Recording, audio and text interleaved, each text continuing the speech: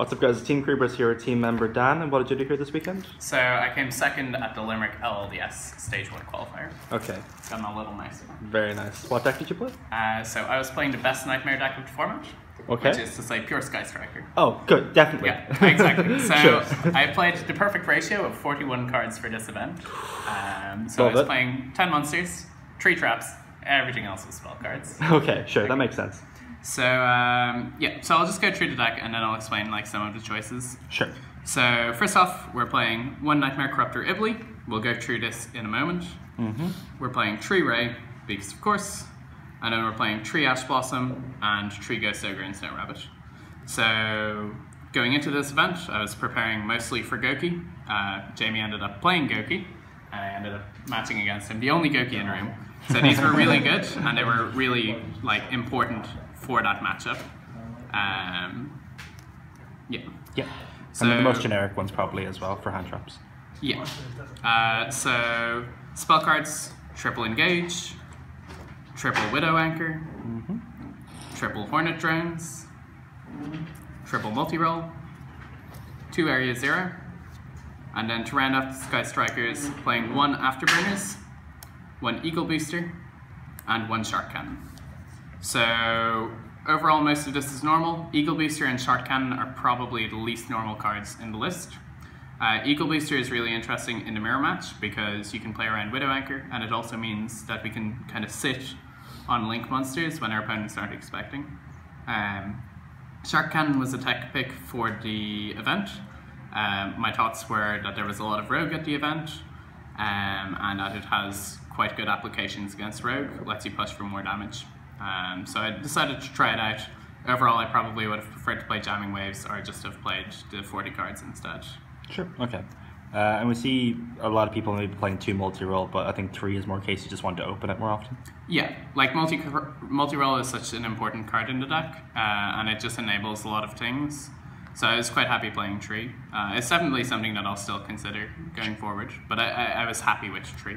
Sure, that's fine. Triple Called by the Grave, like just a really key card in the format, has so many good interactions, and protects me from hand traps, so it's pretty reasonable. Particularly going first, if they hand trap any of your things and you have Called by the Grave, you basically get Spell Mastery straight away with your 3 spells in Grave. And that's really nice, because you hit one of their cards and then you just get loads of advantage. Fair. Triple Terraforming. Hopefully we'll pick up the last ulti from Craig at some point soon. Triple Mystical Space Typhoon. I was playing Typhoon over Desires for this event. Desires was performing very poorly for me in testing. Theoretically, I would play Desires in the deck, but I kept banishing multiple Rays and Ibly, and that just removed all ceiling from the deck. So I decided to go for Typhoon with the assumption that there were going to be a lot of Altergeists at the event. It should have provided a better matchup against Altergeist. So I was like reasonably happy with that, but I think technically, for a larger event, I would definitely go with Desires. There is an argument that can be made as well that the deck, once it gets online, doesn't necessarily need Desires as much, because once you've access to one card, you've access to pretty much everything. But the thing is, like, the deck kind of needs to get to that stage in the first place. So yeah, you need spells that can kind of get you to the 3 spell mark, and the worst case scenario, you're MSTing like Area 0 just to get a summon and get 2 spells in Grave. So it's kind of like a bad Foolish Burial Goods, as well as a utility card later in the game. Sure. I don't think I actually drew any MSTs during the event, which was kind of sad. Then last 2 spells, Upstart Goblin, Reinforcement of the Army. I am playing 41 cards with Upstart Goblin. Goblin serves more than just a draw spell in this deck. You're generally setting it and killing it off Area 0. So yes, I'm a little silly, but not too silly. And then triple Infinite Impermanence. Thank you to Cormac for lending these to me. Yeah, again, preparing for Goki, Impermanence is really strong. In matchups like Altergeist, it lets you turn off Floodgates, or else turn off the Altergeist specific trap cards of Protocol and Spoofing. So yeah, I would, if I have access to these, I will always play them. If Goki gets hit, I might reconsider that. But for now, I think they're quite core to the deck. Sure. Because you need good cards for going second. Yeah, of course. So then extra deck, we have triple Ulti Guard, We finally got there. Yeah. Triple Shizuku, 2 Hayate. This is pretty self-explanatory. We know that in Striker we want to have these. Just like Zoo, we need to be able to tag out into them a lot.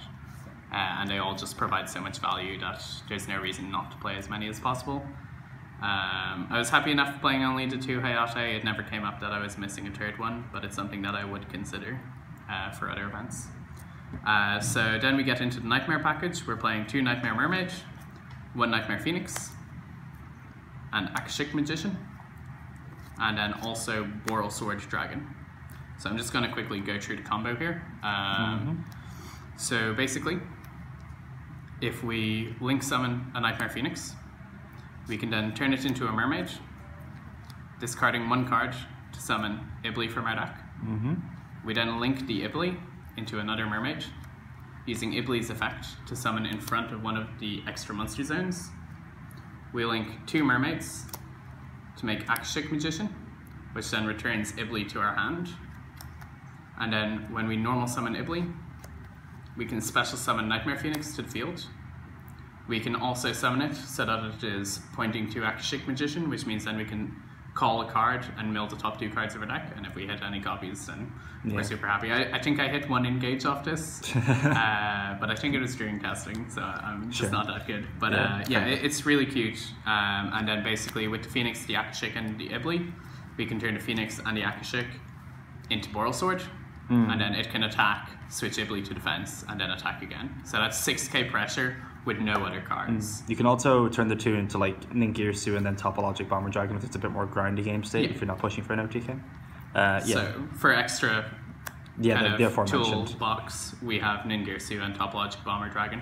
Bomber Dragon's really cool because if we open without much interaction against a deck like Goki, we can set up a Bomber Dragon and then set a drones, and then we can just use drones to clear their main monster zone, which is like quite a cute interaction. Also, this card's just really cool. But yeah, I'm like super happy with the extra deck. I don't think there's anything that I would have changed with it for the event. And then side deck, triple mind control. This just didn't come up. Triple evenly matched. This card is amazing going second. The times that I did resolve it, it was really good. I was playing against a Draco player, and resolving this against him was like quite strong.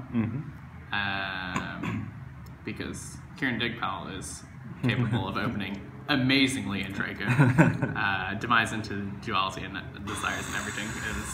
It was skillful Yu-Gi-Oh! Pretty strong. So then 2 heavy Storm Dusters. This card's really important because in mirror matches, it's like really strong being able to hit their stuff. And then also against Altergeist, theoretically, this card is quite good. Then triple shared ride. Sided this against Goki. It was really good. Drew lots of cards. Made me happy. Because like you can side it going first, and then it lets you draw into the hand traps even if you don't open them. Yeah, exactly. It lets you draw into hand traps and impermanence. And then the final thing was triple gamma and driver, which again, for going second against a deck like Goki, this is better than evenly matched. Because the assumption is that with evenly matched, they have the Trigate to negate it. So you want to be interacting with them during their first turn, as opposed to waiting until your first turn. Sure. Gamma also has interactions against stuff like Pendulum. Gamma is like super versatile.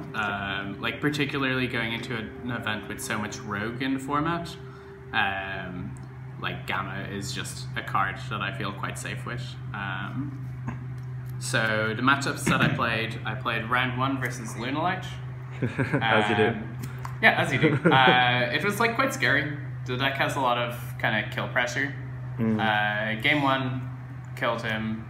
Game 2 I just didn't open anyways into engage array, and just kind of floundered about and died unfortunately. And then game 3 I just opened properly and just kind of like widow anchored stuff and he died. Sure.